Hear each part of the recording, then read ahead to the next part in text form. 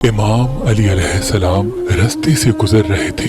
एक शख्स रोता रोता आपकी खिदमत में आया और अर्ज करने लगा, या अली, मेरा जिससे भी वास्ता होता है वो मुझे सिवाय तकलीफ और धोखे के कुछ नहीं देता। मेरा कारोबार, मेरा घर कर्ज में डूब गया है। या अली, कोई ऐसा अमल बताएं जिससे मैं धोखेबाज इंसान को पहचान सकूं। बस ये कहना था तो इमाम अली अलैहिस्सलाम ने फरमाया, ऐ शख्स, अगर धोखेबाज इंसान को पहचानना चाहते हो तो जिससे भी कारोबार करो या बात करो या मुलाकात करो तो 3 मर्तबा या अलीमो या अलीमो या रहीमो या रहमान पढ़ के उनकी आंखों में देखो। अगर वो आंखें चुराने लगे या घबराने लगे तो समझ जाना कि ये इंसान तुम्हारे लिए बेहतर नहीं।